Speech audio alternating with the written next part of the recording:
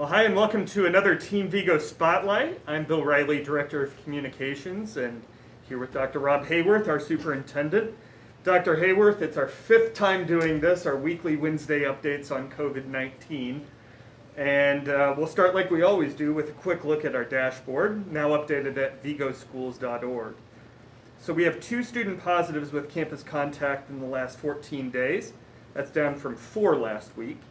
2 staff positives with campus contact in the last 14 days. That's down from 3 last week. Quarantine numbers are really down. 30 students actively quarantined, down from 75 last week. And then 12 staff actively quarantined. That's actually up from 10 last week. So most of our numbers trending down in our schools. Yeah, very encouraging. Very encouraging on a number of different fronts when you think about the last 2 weeks and you think about the number of schools that we have. When you think about 18 elementary schools, it's really impressive to be able to see those types of numbers. You know, I think it speaks to some things that we've been talking about as the school year has gotten started. I think it speaks to what we're hearing in regards to the science of no transmission among students.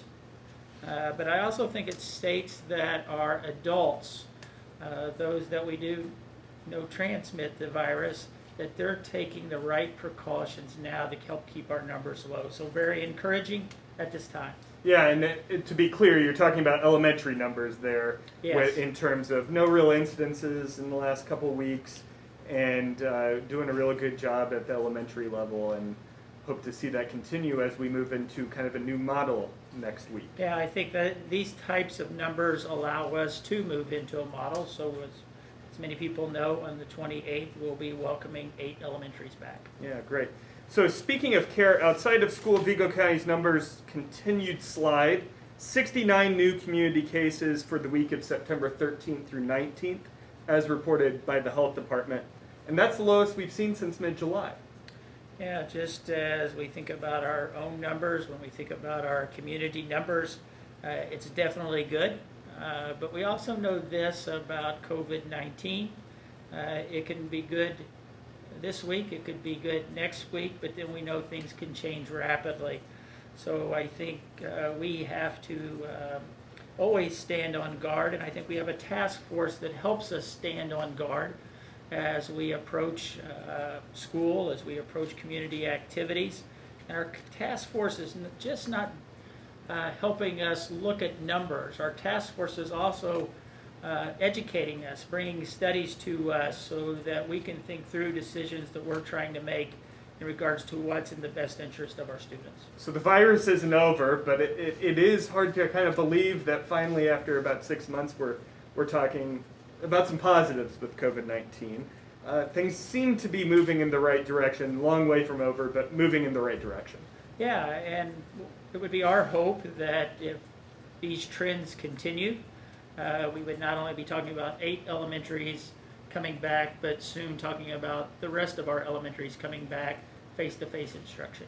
Yeah, and of course we've got to think about the hard work that got us here, right? We've had lower numbers than our community in our schools. Mm-hmm. Talk about those masking, distancing, sanitizing things that we're doing.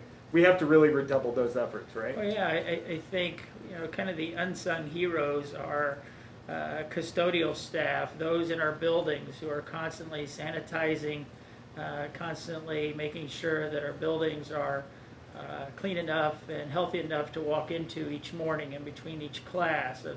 You know, we don't think about our teachers needing to wipe down their classrooms between classes, but that's what's happening.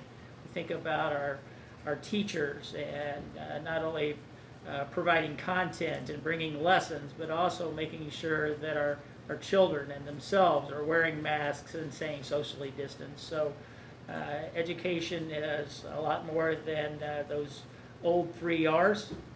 It's about now just as much about social distancing, wearing your mask, and making sure you're washing your hands. Great. So thank you for your time today. Again, next Monday, we're welcoming 8 elementary schools back 5 days a week, with hopes of bringing the other 10 back very soon, 5 days a week. And we're looking at our educational model as it compares to these numbers. So let's see these numbers continue to dip. Yeah, well, thank you, Bill.